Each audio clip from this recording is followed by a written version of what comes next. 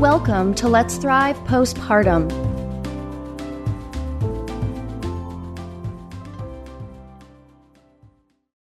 Hi, Kim. Thank you so much for joining Kelly and I today on Let's Thrive Postpartum. We're so happy you're here. Thanks. Yeah, thanks for having me, and I'm excited to be here with you ladies and to share my story. Well, Awesome. wonderful. Well, Kim, let's jump in. Tell us a little bit about your pregnancy and postpartum experience. If you want to start kind of with your pregnancy at the very beginning, what was that like for you and what was your experience? Sure. So I am a mom of two. So I have had two completely different both pregnancies and postpartum experiences. So I will start from the pregnancy of my first. So my son Ben, he's now 5. That pregnancy was just going very smoothly. I had first trimester, nausea, vomiting, but it was manageable. And so I was kind of going through the motions, nesting, preparing for him, and I went in for one of my checkups, and my blood pressure was kind of slowly starting to creep up. This was about 34 weeks, so they put me on bed rest at that time, with monitoring my blood pressure. I was put on like a low dose of labetalol, a blood pressure medication. Um, Everything was fine. I went in for my 38-week appointment, and they're like, okay, we think we're going to induce you at 39 weeks. He's an appropriate size, he's developing well. And I'm like, okay, I'm all in for that. I was actually, I think at that time, like 2 or 3 centimeters, and like I was ready, it was showing that I was progressing. So I had an ideal labor and delivery with him. I think by the time I checked into the hospital, I think he was born in like 12 hours. And that's quick for first That time. is. Yeah. Yeah. I literally walked in and was like, give me the epidural now. Like, don't care. I'm weak. I'm like, give it I was to the me. same. Like, they're like, oh, do you want to sway? I'm like, nope, you can call the, anesthesiologist now. Yeah. So they put it in. I literally fell asleep, watched Stranger Things, like the whole season of Stranger Oh, Things, wow. and woke up and I was like 10 centimeters and fully effaced. They're like, okay, it's go time. And I remember my OB coming in, pushing for about an hour and a half. Again, nothing out of the norm. And just that final push or the final like stretch of 3 pushes, that relief that comes over Yeah. once, he was earthside. Like I could take a break, I could compose myself. And I thought like, oh, they're gonna, take him away and, bathe him. And like I get like maybe an hour to just fall asleep. No, like he was slapped on my chest. And the next thing I knew, he's crying, they're pulling my, I had admitted that I wanted to try breastfeeding. So they're like pulling my gown down, trying to, place him to latch. And I'm like, what is happening? Like, Yeah. I felt this like immediate shift over my body and like, okay, it's not me. It's not just me anymore. I now have to take care of this baby. And so, um, you know, he's crying. I'm trying to breastfeed. They're stitching me back up because I had a tear.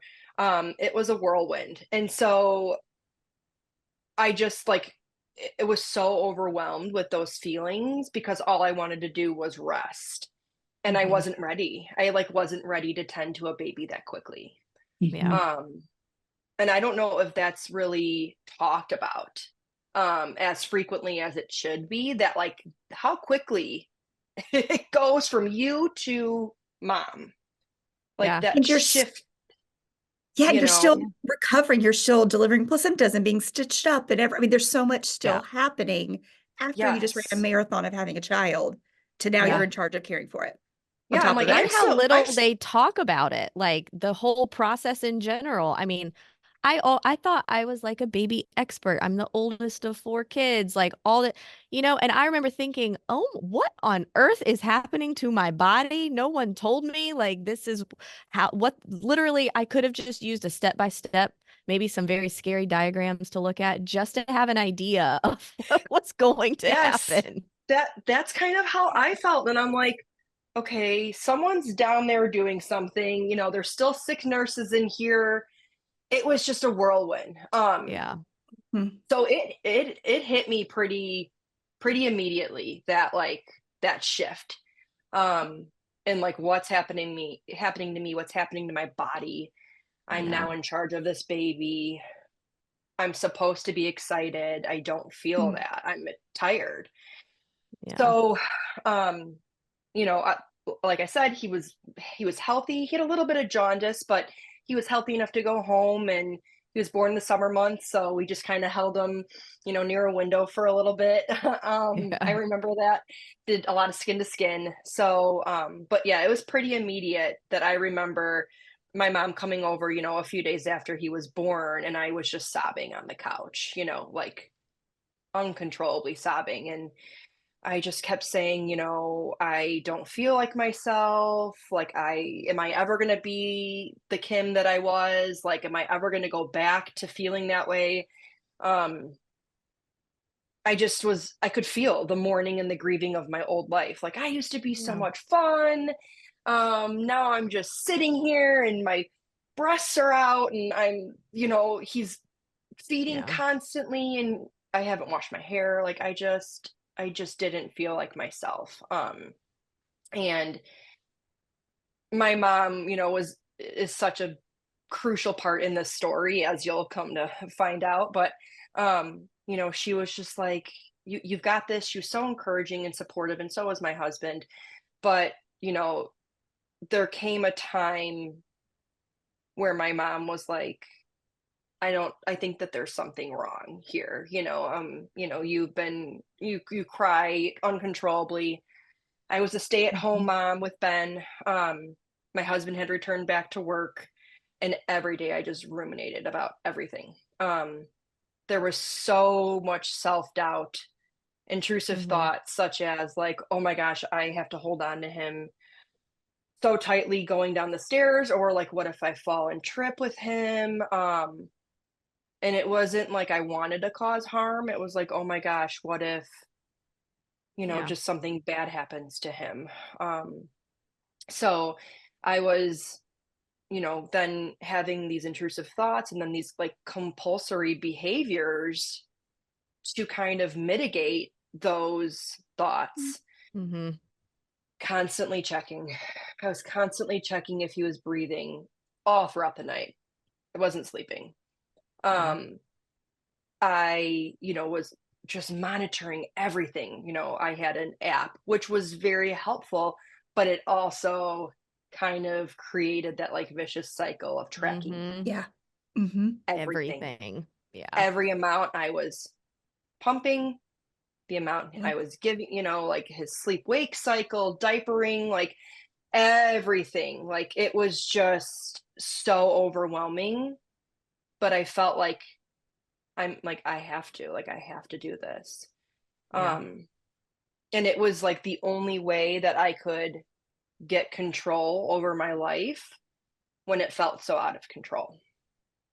Oh. So I, you know, I ended up seeing a therapist after my mom had kind of encouraged me, after she was kind of watching, um, my behaviors and my thoughts that I was saying out loud. Um, and the pandemic unfortunately hit a few months after Ben was born. So he was born in July of 2019. Pandemic came in Hmm. what, like March of the next Mhm. year. Yeah. Um, and so I felt, I was going to see a therapist, I was seeing a psychiatrist, I was, put on an antidepressant and a benzodiazepine to help with my symptoms of depression and anxiety. And pandemic hit, and I just felt like some of the progress that was being made, and the fact that I was like trying to leave the house, that it was completely stunted because of Yeah. the pandemic. Um, Like, I developed such a severe social anxiety. I, like, couldn't go to Target. Like, I couldn't leave my house. I couldn't go grocery shopping. Like, on top of the pandemic, I Yeah. literally was like, something horrible is gonna happen to me. I remember Yeah. driving in the car at the stoplight, and, like, I couldn't take a full breath. And it was like, "Oh my gosh, I have to remind myself to breathe." Like, if I don't tell myself to breathe, I'm not gonna breathe on my own. Yeah. So again, that's that, like, Mhm. severity of, like, I couldn't just fully relax. And Kim, Um, you said right at the yeah, beginning you were starting to make progress, and I hate that this happened at the right time because it's kind of like the perfect storm where yeah, even if you were completely feeling like yourself and mentally wonderful feeling, the pandemic happens, that's gonna cause so much anxiety for so many people. Yeah. But already being there, it's just I hate the timing that happened when it did. And I feel like I can see how that would completely impact what you were going through. Mhm. it literally was like 2 steps back. Like, Yeah. I then developed, my husband had gone back to work by that time in Mhm. person. He worked in the city at that time, and so, he had gone back. I was, like, kind of starting to develop some independence and some, like, self-confidence, and then now he's home. Yeah. And Yeah. I'm so fortunate for that, but also I developed such a strong, like, codependency on him that anytime he tried to leave, I was like, "Nope. Nope, Yeah. I can't be here by myself." Like, how can someone trust me with this baby, although he was months old at that time? But how, Mhm. like, I can't do this by myself. What if I fall asleep? What if, you know, he's hungry and, like, I can't get to him fast enough? Like, it was literally plagued with what ifs. Yeah. Um, and my, you know, gentle soul of a husband was so understanding and just trying to, like, do baby steps with me, but it just wasn't happening. Like, I could not leave the house. And I just kept having these, like, spirals that I needed someone to be there with me. Anytime that he would leave, I would call my mom. Again, Mhm. mom comes into this. Social supports come into this a lot. Yeah. Um, Mom was so amazing. Like, Good. she just she just would drop anything. So pandemic hits, few months, are going by. I started to, like, believe that there was something seriously wrong with me. So on multiple occasions, I was convinced that I had this, like, blood clot issue in my leg. In either of my legs, actually. So much so that I would call my mom at, like, 3 in the morning and be like having a full-on panic attack. Yeah. And I'm like, "There's something wrong, mom. I don't know. I don't feel right," And without a question, you know, just, "Okay, I'll be there. I'll be there in 15 minutes." He would come, I would tap my husband. I'm like, "Okay, Ben's fine. Ben's asleep, he's an angel Yeah. baby. He's sleeping. My husband's asleep." I'm like, "Okay, I'm gonna go to the ER now. I think I have a blood clot again." "Okay, okay, keep me updated." So Yeah. we actually went on 2 or 3 occasions to the emergency room over the duration of, like, a month and a half. And I mean, I would get there and they would, do an ultrasound of my legs and, "No, there's nothing." And I'm like, "No, I feel like there's something wrong." I was so convinced that there was something wrong. Yeah. It felt so real to me. And I was dismissed multiple times by ER staff. I remember getting up one of the trips and I had to go to the bathroom. So I got out of my little, like, ER room and was walking down the hallway and I caught two of the nurses, like, talking about how crazy I was. Like, Oh, Mm. there's nothing Oh, wrong with no. this. Like, there's nothing wrong with this woman. They literally were like, "There's nothing wrong with her." Like, whatever. Yeah. And so that felt, like, very dismissive to me. And I later found out, actually, this was like fast forward a few months ago, that I had Hashimoto's, that I, after a lot of blood work, my ferritin levels were at a 5 and they should be at like a minimum of 100. And so that's the way that iron is stored in your body, and that can lead to Okay. restless leg syndrome. Um, so that very well could have been Yeah. contributing. It Mhm. also could have been postpartum challenges Yeah. Yeah. and me just ruminating over the weird feelings in my legs. Yeah. So, Probably would have been much more helpful for somebody to say, like, hey, are you experiencing any really intense levels of anxiety? Is there anything else going on that could be contributing Yeah. to some of these physical symptoms and the way that like your brain is manifesting some physical symptoms, right? Like, yeah, what else is going on for you instead right. of there is nothing wrong, like it's all in your head. Yeah. That doesn't feel It, good ever. it was awful. It was like Yeah. so invalidating. Mhm. Um, and I remember like going back into the room and I was like, Mom, I was like, I felt so embarrassed. Like I just wanted to go home at that time. And so yeah, that was just like that was not a great experience. Nobody asked me if I was like postpartum, and I delivered at that hospital. So like no one asked me like, "Oh, have you had any recent surgeries?" Anything. They didn't ask me anything about like Wow. my Mhm. family. Yeah. Yeah, my anything. It was just like, "Nope, did an ultrasound, blood works fine." Yeah. So progressing, right? We're progressing. We Mhm. stopped going to the ER, so that's good.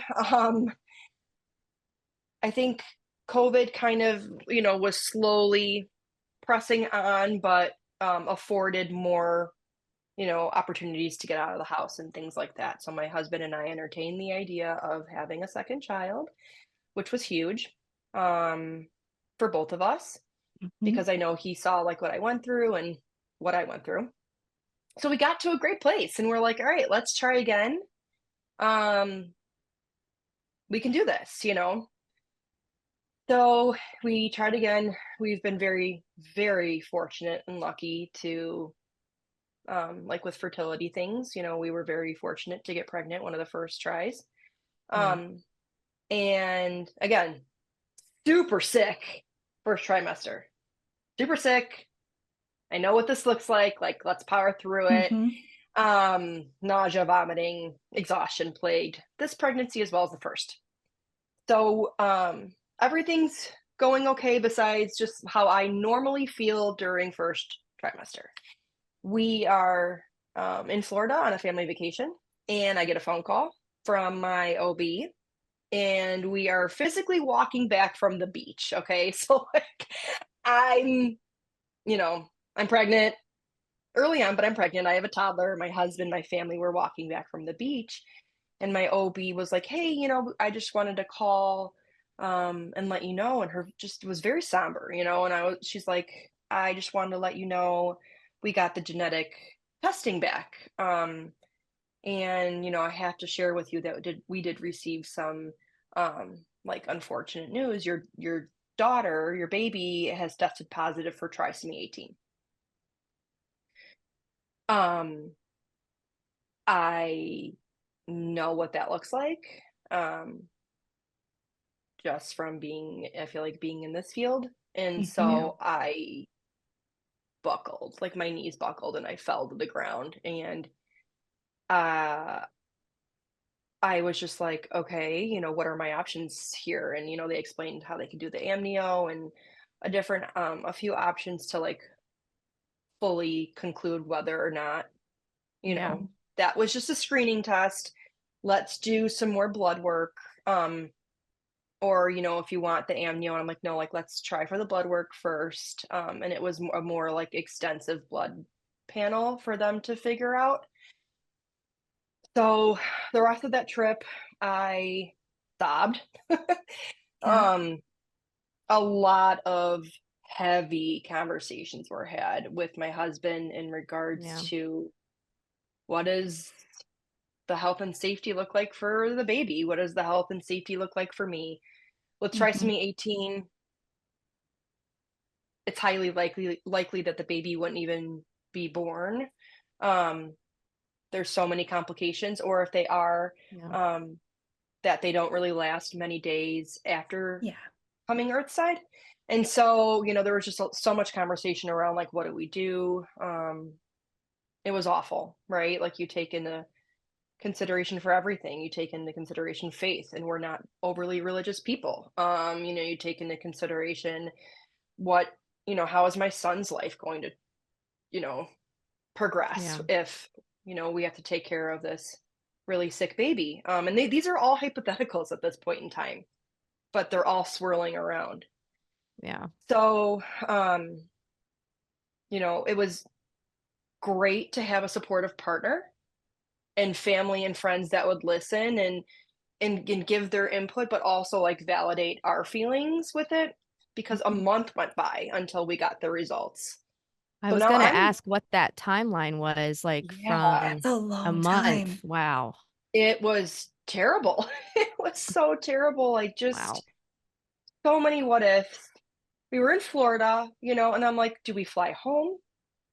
Do at that point in time, like, do we fly home? There's a hospital 40 minutes from here. Do I go and get the blood work there? Like how does this play out, right? Mm. So, we tried our best to just enjoy the rest of vacation, and again, fortunate enough to be on vacation. So we get home, we do the blood test, we wait, I think, like I said, probably another week or two.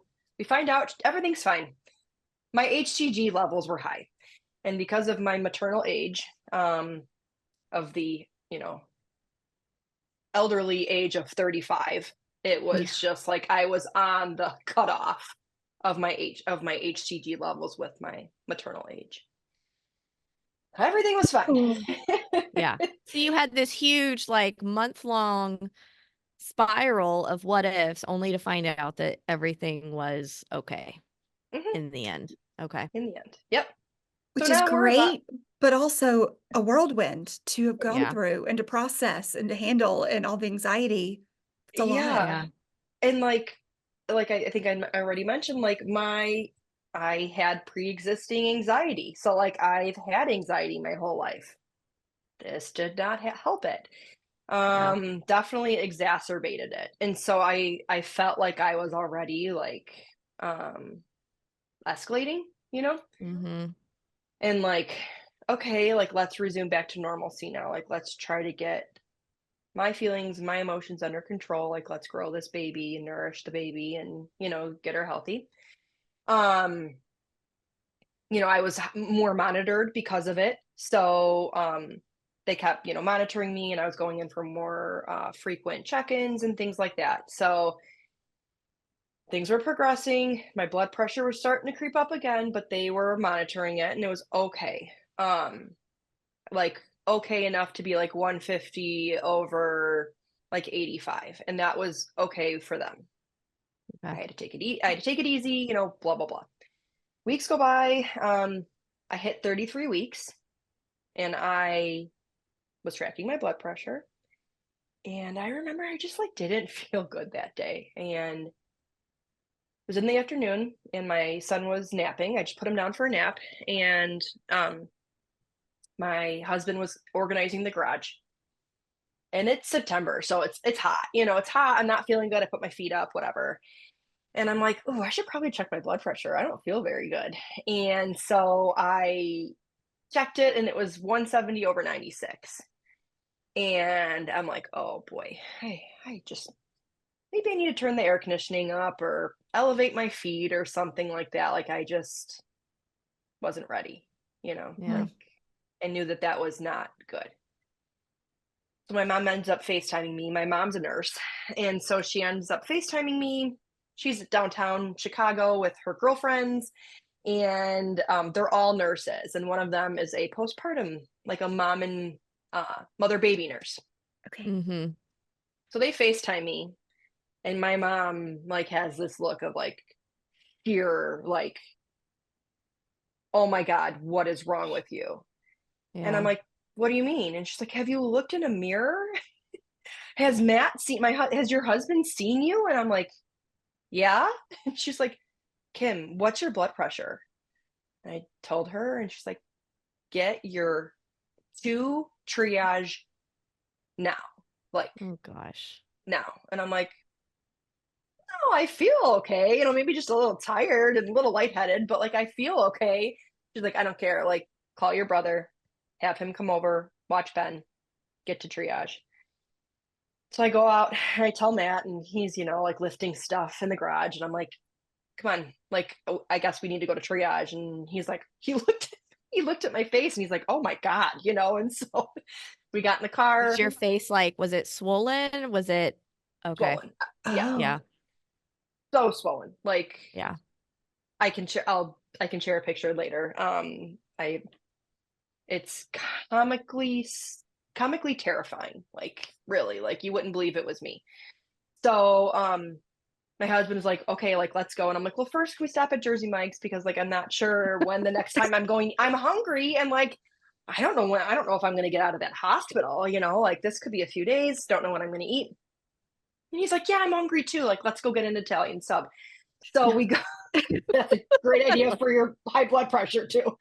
Get that sodium. So we stop at Jersey Mike's, we're eating in the parking lot of Silver Cross, the hospital that I'm at. And he's like, okay, we're like, let's go. So by the time I got into triage and was checked in, my blood pressure was like 202 over 110.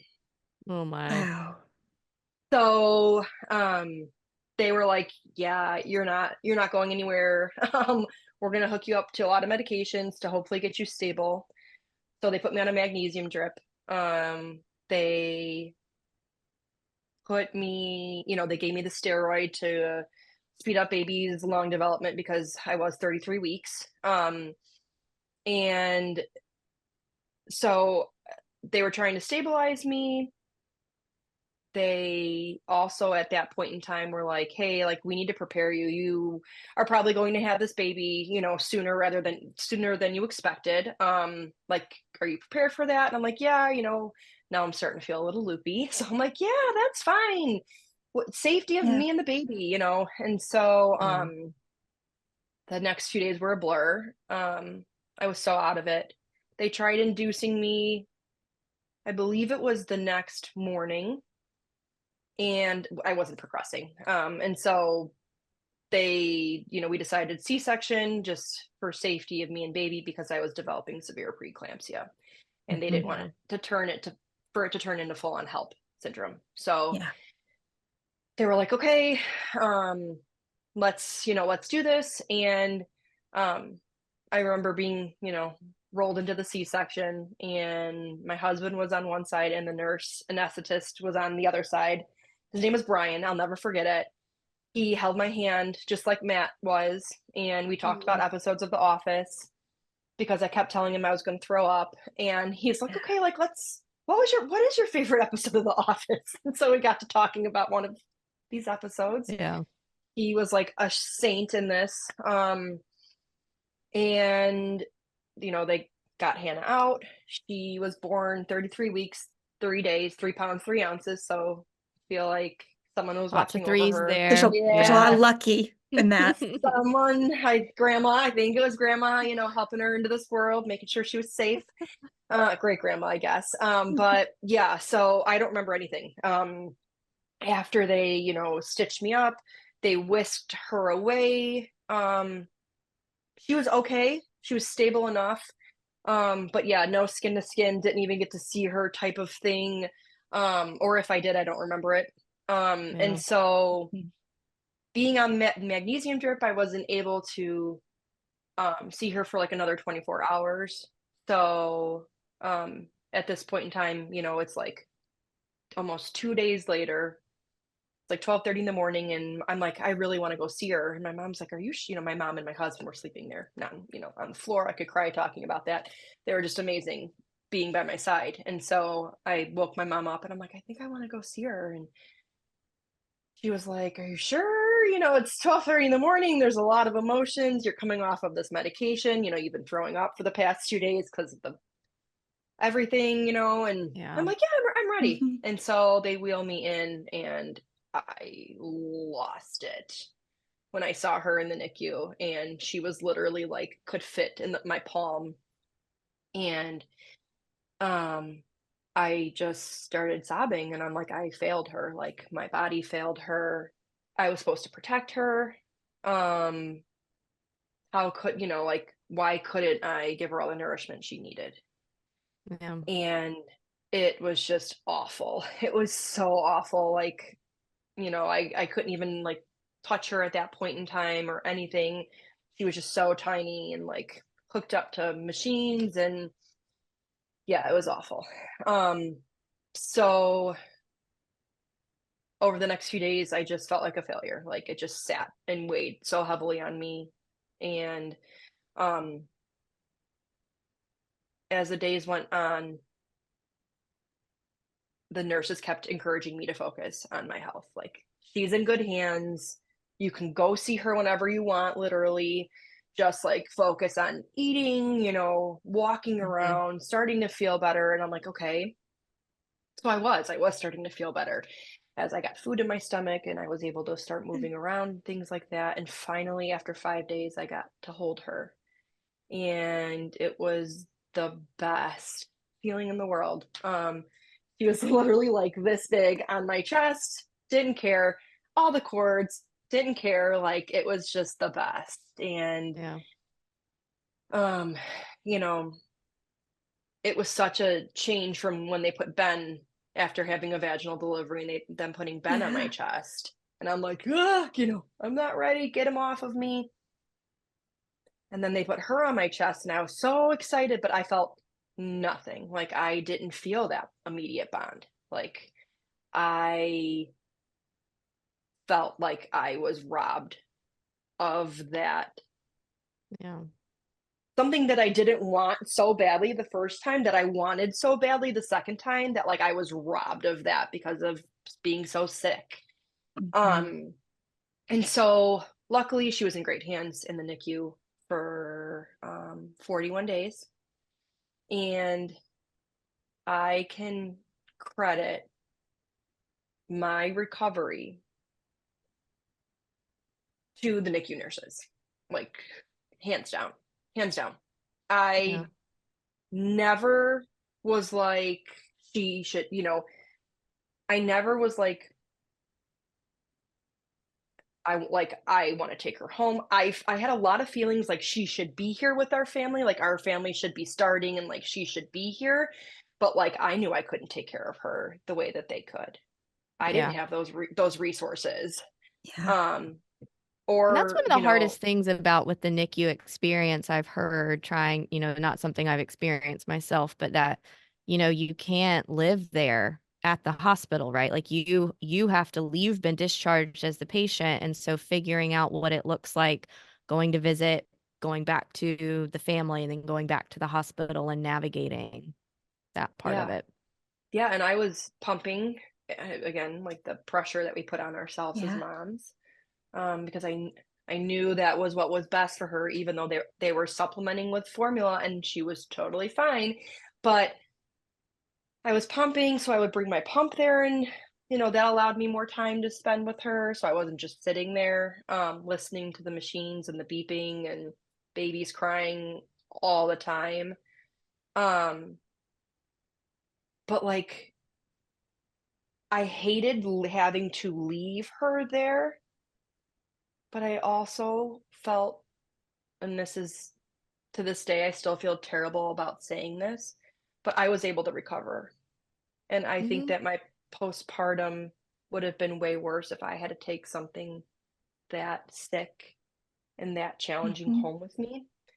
Well, you knew she was So, safe, and there's right, like Yeah. she's in the safest place she can be, and there's a lot of peace in that feeling of knowing that your baby is in the safest possible place they can be. yes. And And then I'm not kidding, like the nurses were the best. Like Yeah, those nurses are just so special, and yeah, they would fill me in on everything. They would call me if she had like a certain, like, oh, she bumped up from, one little whatever milliliter to two today and blah, blah, blah, blah. And it's, oh, you should see her. She's a fighter. She tugged out her cord, she tugged out her feeding tube. And I'm like, what? Like, it was just, they're like, she doesn't want it. Like, she's ready, mama. And so, yeah, Can it I was ask just like, how old is she today? she's 3. She'll be 3 September 6th. She is the most stubborn child. Like, she is a true and true, like, NICU baby on Yeah. everything on her own terms, like literally Miss Independent. Like, I literally play the Kelly Clarkson Miss Independent song because that's her.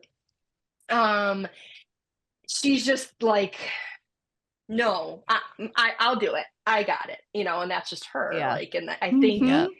that's Yeah. her from the NICU. So yeah, so Yeah. she progressed. She did great. We brought her home, and I swear, you guys,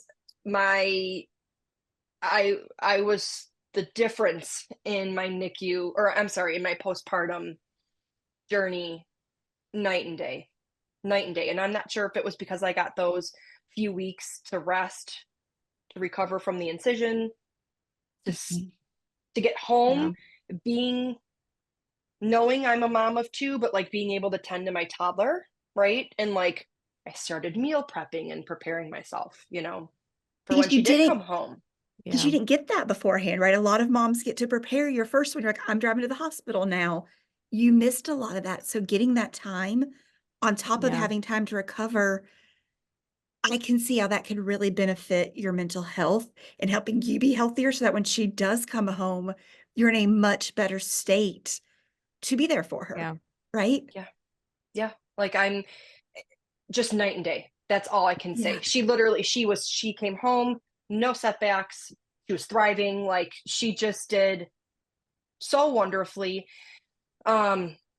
I established boundaries. I think things that like I implemented this time around, that were different with Ben was that one, COVID was kind of in the distance.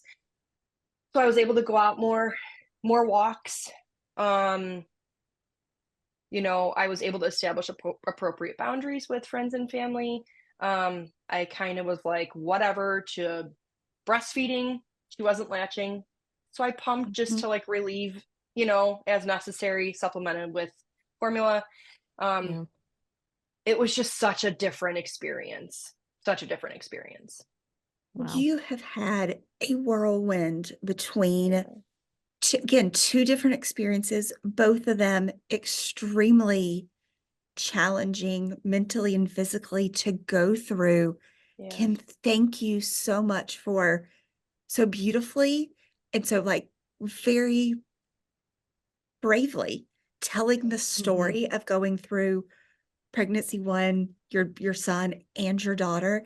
And as we're kind of wrapping up today, let me ask you this. So I guess this could kind of take 2 directions. Part of me wants to know, how did these experiences impact you today?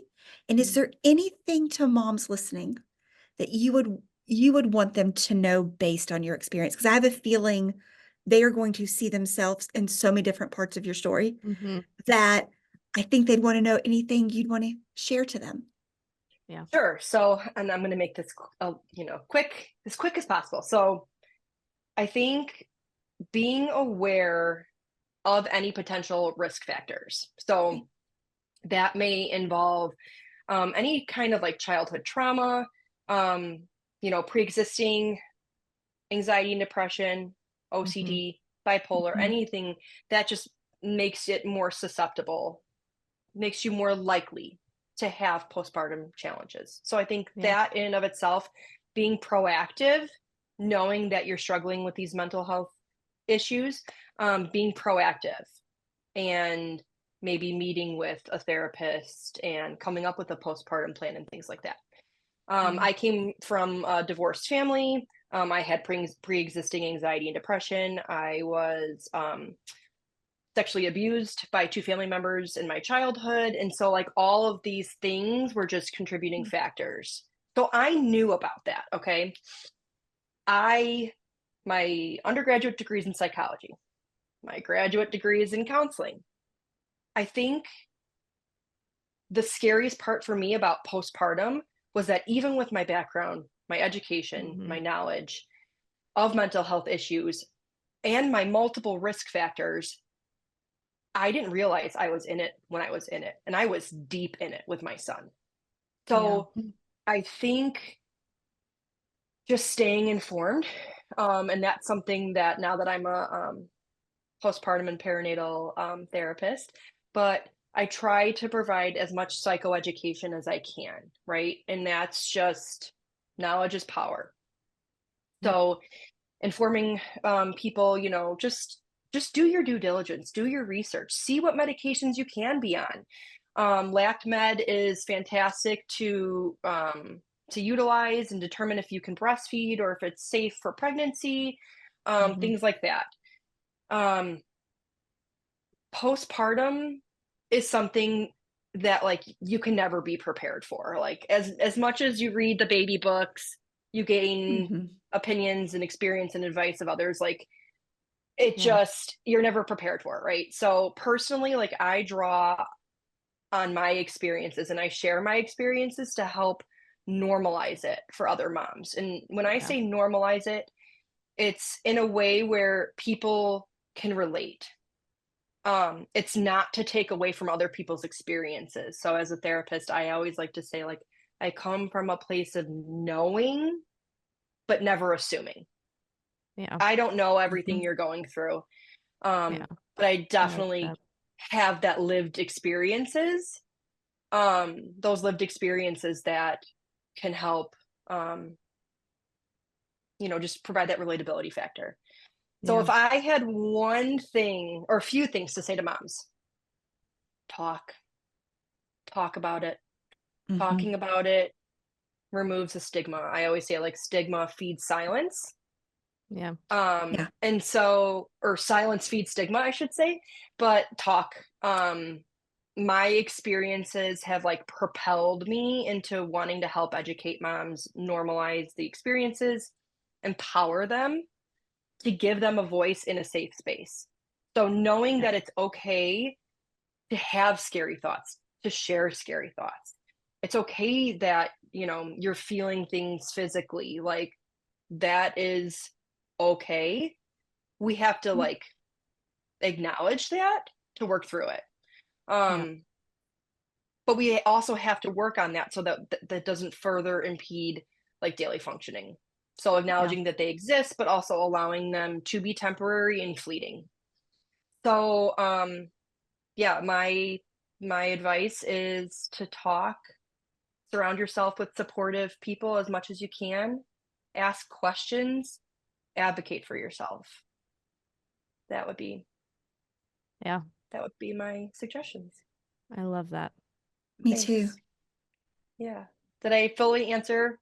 Do you think I fully answered Yeah, you You did. You did. did a wonderful, really wonderful job. And I love to just the education piece is so important for moms and for family members too. I mean, sometimes I'll say it's like, if you see something, say something, right? If you see Yeah. something in your partner or your daughter or your friend and you're like, this is just not you, something is different, say something, right?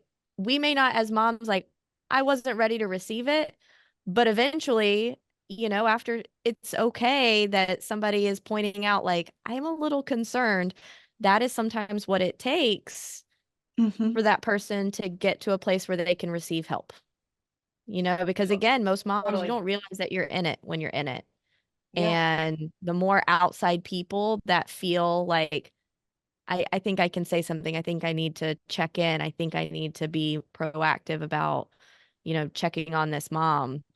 I think the more moms too will be helped and then feel more empowered themselves to receiving the help that's offered because there is help out there. There's so much help out there.